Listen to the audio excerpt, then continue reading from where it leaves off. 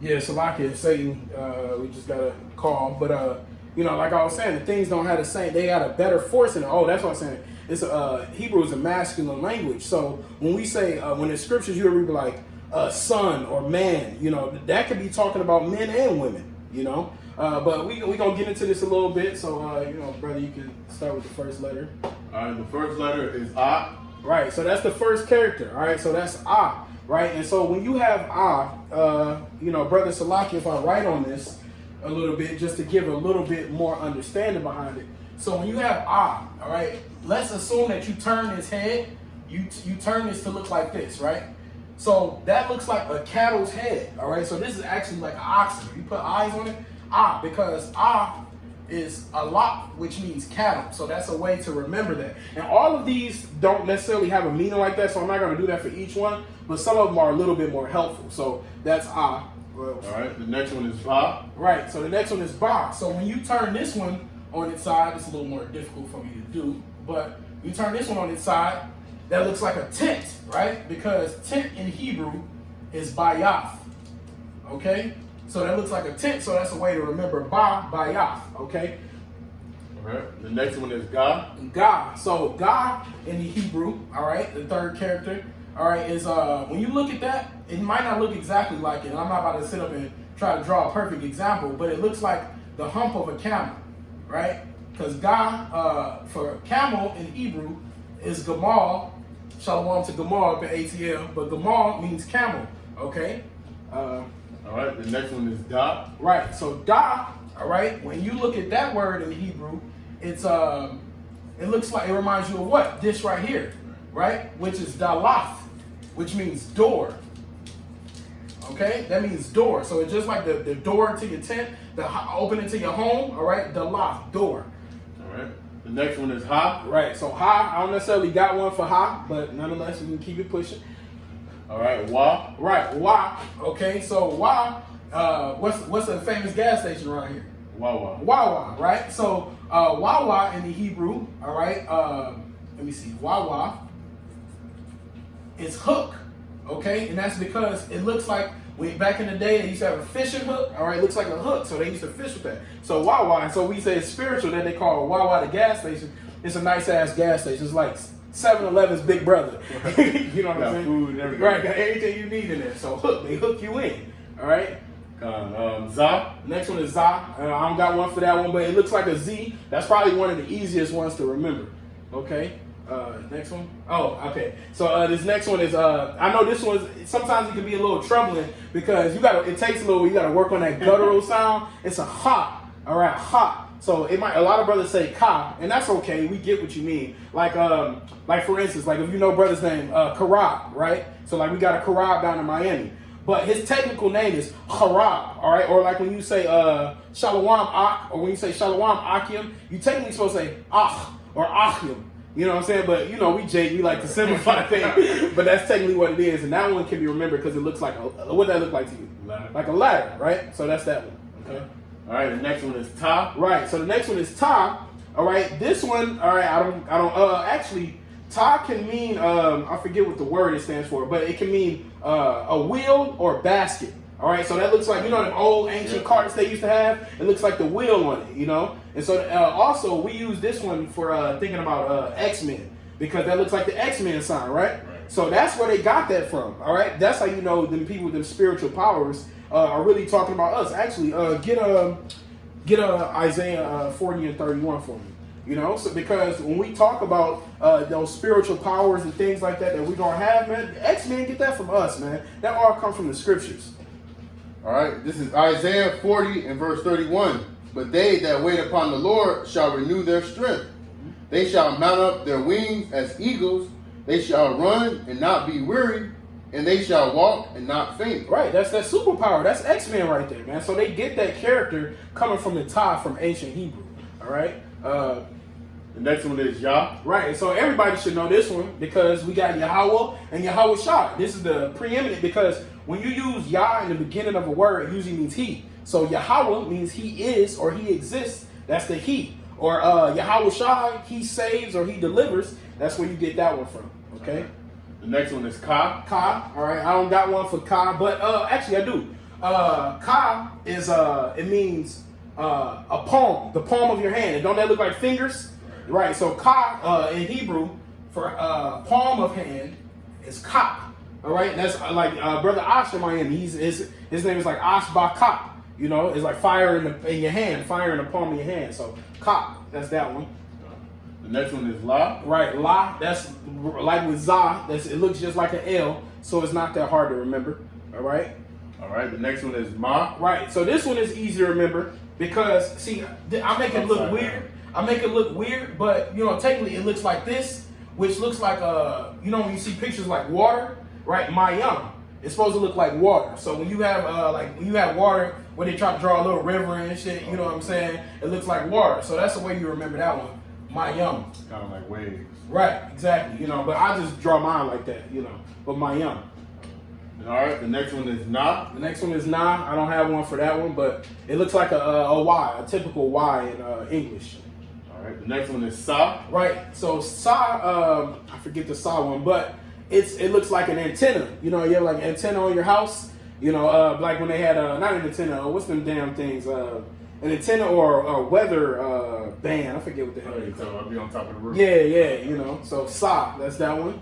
All right, this is I. That's why this one is remembered. One, Yahweh Shai. That's how you just want to remember. But this one is Ayan. Okay? In the Hebrew is Ayan, which means literally an eyeball. All right?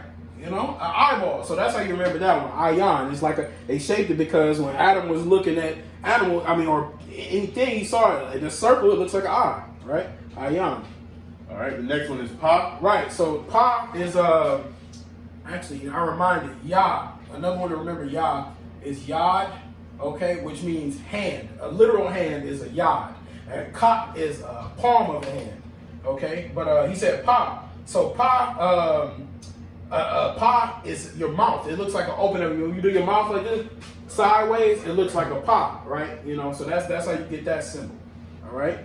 All right, the next one is Taza. Right, Taza. I don't have one for that one, but it's like, brothers draw it weird, but you know what I'm saying? It's basically, it's like a line with a Z connected to it, all right? Like a half T and a Z, you know?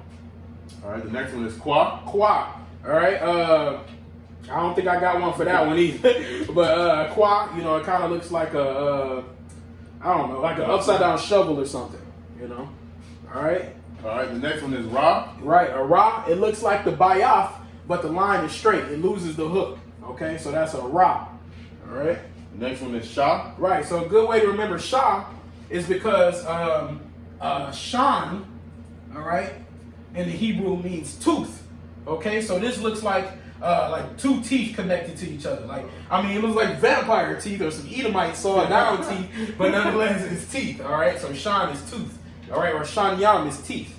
Okay. Right. The last one is Tha. Right, so Tha I think also means in, you know, because that's the last character of the alphabet, so it's a Tha. All right, so you know, this is, you know, just the basics on knowing the Hebrew alphabet, you know, and we got characters, and you know, we were just talking a moment ago. This is so much, like, it seems complex because of, you know, all the extra stuff I'm putting on it, but compared to English, this is like watered down completely, and that's because this was in the beginning, man. So, you know, we got A, Ba, Ga, Da, Ha, Wa, Za, Ha, Ta, Ya, Ka, La, Ma, Na, Sa, I, Pa, Taza, Kwa, Ra, Sha, Ta. And so the thing is, when you do, when you have different languages and stuff, ours is easy. Everything ends with an I, except I. It's simple. You know what I'm saying? With English, you don't know what the hell you starting with, ending with. Fucking knife spelled with a knife, you know, phone spelled with a PH, you know, because they use like Latin and Greek and all of that kind of stuff. But hey, the Lord simplified it for us. English is the hardest language to learn. Yep, English is the hardest language to learn. That's how you know another reason this is hell, man. You know, Esau gonna make I think Genesis the 11th chapter. I believe it's the 11th chapter. You know, the Tower of Babel, because this is essentially what's happening with the English language. You know, all they did is flip it now and modernize it. The scriptures, what's that? Ecclesiastes 1:9. It says, "There's no new thing under the sun." You know, is that the Tower of Babel? Yeah. So read that. Start at the top. All right, this is Genesis chapter 11 and verse 1. And the whole earth was of one language and of one speech. And it came to pass, as they journeyed from the east, that they found a plain in the land of Shinar, and they dwelt there. Right, so it says the whole world was of one speech. So what was everybody speaking when this was talking about? This is what everybody is speaking. That Lashawan Kodash, man. Go ahead. Verse 3, it says, and they said one to another, Go to, let us make brick and burn them thoroughly. And they had brick for stone, and slime had they for mortar. And they said, Go to, let us build us a city and a tower, whose top may reach unto heaven, and let us make us a name, lest we be scattered abroad upon the face of the whole earth. Right, so this is the mind of wickedness, and that's essentially what they're doing now. They're building a tower of wickedness, man. All right, thinking that they can ascend and be like the Most High. All right, but the Lord said, hell no, that can't work, man. You know, because even his worshipers gonna know that you got to follow after Yahweh by Shemel Shah. We're under him, man. We're not gonna try to reach up and be like, oh, I want to be Yahweh, man. You tripping, man. We're gonna try. Babylon America is trying to recreate this on a spiritual level. All right, go ahead, brother. All right, verse 5. And the Lord came down to see the city and the tower which the children of men builded. And the Lord said, Behold, the people is one, and they have all one language, and this they begin to do. And now nothing will be restrained from them which they have imagined to do. That's right. They say Esau's main thing is his imagination, man.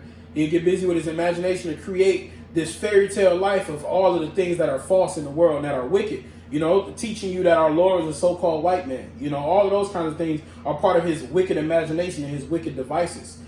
Go ahead, bro. Verse 7, Go to, let us go down, and there confound their language, that they may not understand one another's speech. Right, so it says, go to, let us go down. So people read the Bible and be like, who is this us if there's only one God? That word is Elohim there, the angels, the powers. Okay, it says, let us go down and confound their speech. All right, and that's where you get Babel and Babylon from, because it means to confusion. Okay, go ahead, bro. Verse 8, So the Lord Yahweh scattered them abroad from thence upon the face of all the earth, and they left off to build the city. That's right. So that means they stopped building because the Lord scattered it to where everybody would have different tongues. So that's why you got all these different languages out in the world now. But now give me, what's that? It's either Zechariah 3:9 or Zephaniah 3:9. I think it's Zephaniah. Go Zephaniah. You know, because when the Lord gave, these commandments for the things to happen for the scatter the people on the earth, the languages, all right, but now we're in that day where the Lord wants us to come back to it, because at that time the world was in complete wickedness, all right, but now he's having his true worshipers come back in righteousness. So now we're able to call on his name, all right, in the pure language. We're able to come back to our nationality and our word in this pure language. So go ahead, bro. This is Zephaniah chapter 3:9. For then will I turn to the people a pure language, that they may all call upon the name of the Lord Yahweh B'Shem Shai, to serve him with one consent. That's right. So the Lord said he's going to give us that pure language again, man, so we can call on the Heavenly Father and his Son with one consent, man. And that's when you read Sirach 17:10, it says, and the elect shall praise his holy name. All right, he's giving that back to us. So anybody that think that that's for the kingdom, they're going off and they don't understand. And that means it was a stumbling block unto them. But we about to do the second part of the video about the kitchen. You know what I'm saying? So, hey, Lord willing, this is edifying. Y'all brothers, stay with it. Shalom. Shalom. Fuck. Hey, Well,